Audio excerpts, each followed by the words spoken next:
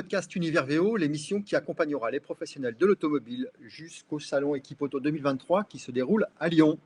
Avec nous, nous avons aujourd'hui le plaisir de recevoir Yacine Tazi, qui est CEO de Lenbox. Bonjour Yacine. Bonjour Thibaut. Alors, un petit point rapide, comme à l'habitude, sur le marché du VO, qui a plutôt maintenant tendance à se stabiliser, alors qu'après le Covid, on avait vu une accélération assez forte, à la fois sur les volumes comme sur les prix de vente, puisque les prix s'étaient envolés à hauteur de 20 à 30%, ce qui était assez important. Et puis aujourd'hui, on voit que ces prix-là ont plutôt tendance à se stabiliser, voire à baisser un peu, mais on a encore un marché qui est un peu complexe dans sa lecture. Et puis bien sûr, cette offre elle s'est accélérée principalement parce que le marché du VN, lui, était en crise. Derrière, les consommateurs se sont réfugiés sur le VO. Alors, l'après-Covid, bien sûr, a généré beaucoup de changements, beaucoup de transformations, des modifications de paradigme dans différents secteurs d'activité, dont le secteur automobile. Et il a sans doute aussi, cette période en tout cas, a sans doute aussi permis d'accélérer l'essor de la digitalisation des process de sourcing, de vente, de réparation, etc. Alors Yacine, ma première question, elle est assez simple. Quelles sont de ton côté les tendances aujourd'hui depuis la sortie du Covid? Tu as bien résumé la situation. C'est vrai que depuis le Covid, on a tout vécu, en passant par la crise des semi-conducteurs, qui a conduit à une rareté des VN et des livraisons à plus d'un an. Et en conséquence, ça a mené à une explosion des prix sur le marché du véhicule d'occasion. Ça fait à peu près 1 an et demi, 2 ans que le marché de l'occasion il est un peu bloqué. Euh, pour plusieurs raisons. La première, comme je disais, c'est que c'est une augmentation des prix. En mai, Autoscout a révélé une augmentation de 15% par rapport à mai de l'année dernière. Donc c'est encore énorme. Les prix ne reviennent toujours pas à la normale. Et la Mhm. deuxième raison, c'est que les constructeurs n'ont jamais produit aussi peu de voitures ces 2-3 dernières années. Et forcément, ça impacte directement le marché du VO. Exactement, pas de Euh, VN. Exactement, c'est ça. Et c'est pareil sur les volumes, hein. On n'est toujours pas revenu à des niveaux pré-Covid, et je pense qu'on va encore attendre un peu. Le VN, il a progressé par rapport à 2022, mais comme je disais, suite à la crise de semi-conducteurs, il n'y a pas eu de livraison, donc c'est normal que ça ait progressé un peu, donc c'est 15% par rapport à 2022. Euh, sur le VO, c'est en baisse. Et comme Mhm. tu le disais en intro, c'est en baisse, mais par contre, c'est porté par les véhicules de plus de 10 ans. Ouais, Contrairement aux véhicules neufs et quasi neufs, comme on les connaît, les véhicules qui ont entre 0 et 5 ans, malheureusement, ils sont toujours en baisse parce que, comme on le disait, pas de VN. Et en parallèle de tout ça, il y a un autre aspect qui, je pense, nous, de notre point de vue, a impacté aussi le marché du VO. C'est une chute brutale des prêts personnels au premier semestre.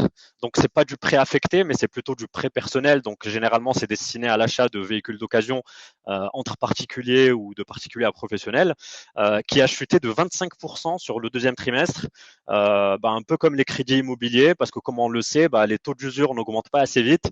C'est plus rentable pour les banques de prêter, et donc il y a un resserrement des critères d'octroi. Et comme dans le marché de l'occasion, c'est quand même un véhicule sur deux qui est acheté grâce à un crédit. Donc voilà, ça complique encore un peu plus les choses. oui, effectivement, on constate sensiblement les mêmes choses et on voit bien qu'il y a quand même quelques effets connexes en fait de l'après-Covid, pas exclusivement la partie Covid en tant que telle, mais il y a eu la crise aussi de l'énergie, les effets Mm. sur les taux, etc. Et effectivement, ça brouille un peu les cartes. Alors, tu C'est proposes ça. un portefeuille de solutions pour faciliter la digitalisation des process et même plus spécifiquement les process justement de transactions financières. Comment et par qui sont-elles utilisées ces solutions?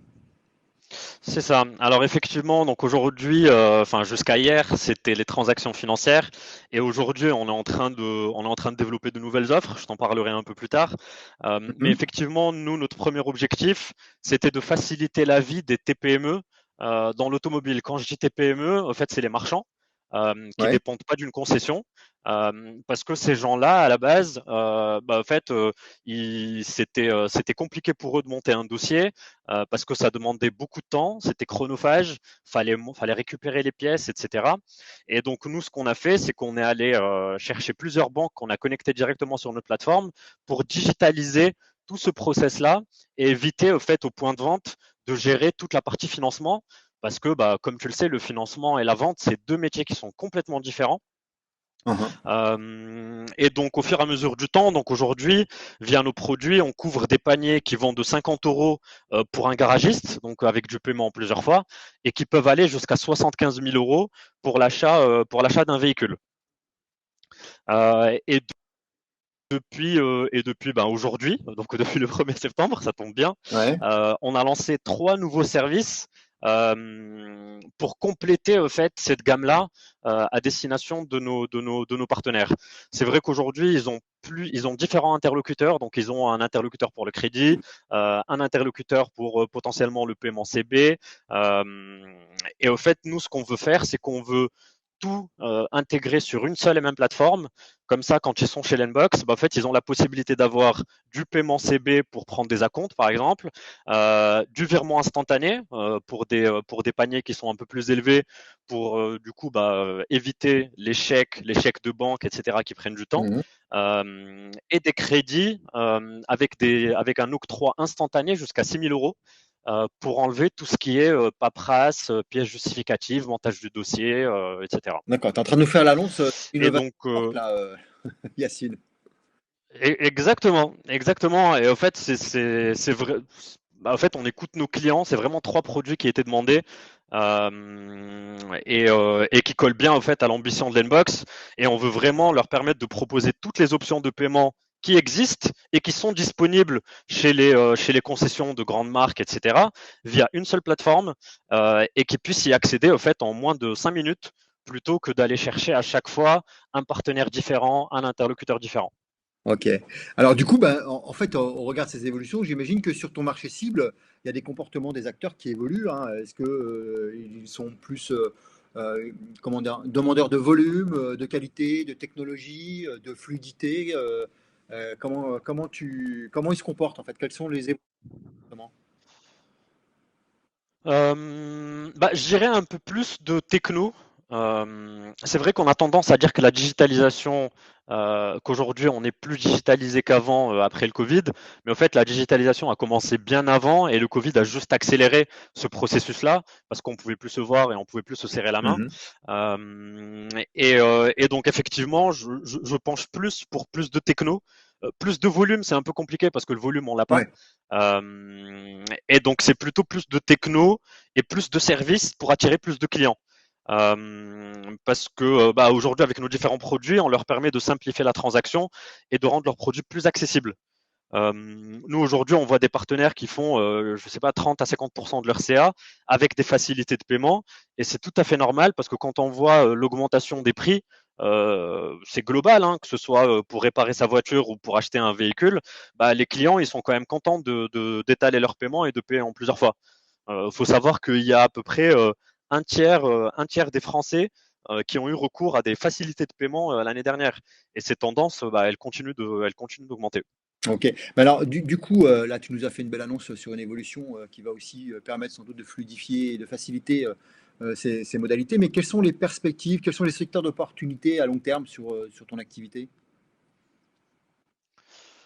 En fait, il y en a pas mal. C'est vrai que j'ai l'impression qu'aujourd'hui, beaucoup d'acteurs commencent à étendre leurs services pour arriver avec des plateformes tout en un, avec beaucoup des services, on les appelle un peu les services à côté, Mhm. pour compléter leur offre principale. Et au fait, c'est ce que nous demandent nos clients aujourd'hui. On n'a plus envie de s'embêter, c'est ce que je disais tout à l'heure, avec plusieurs interlocuteurs et à perdre du temps à aller chercher plusieurs partenaires différents. On a envie de simplicité, on a envie de rapidité. Et c'est vrai que nous, on est pas mal contacté par des logiciels, par exemple, des logiciels VO de gestion de stock, etc., qui veulent proposer au fait des services supplémentaires à leurs clients. Et on trouve que c'est une très belle opportunité parce que nous, ça nous fait quand même bien travailler. Et eux, de leur côté, ça leur permet de proposer à leurs clients une plateforme où ils font pas aujourd'hui juste la gestion de stock, mais où ils peuvent proposer du paiement, du virement, du crédit, du paiement plusieurs fois. D'accord. C'est une brique en fait de services complémentaires qui s'intègre complètement dans une logique globale d'outils déjà utilisés ou à utiliser demain dans les concessions ou ailleurs, quoi.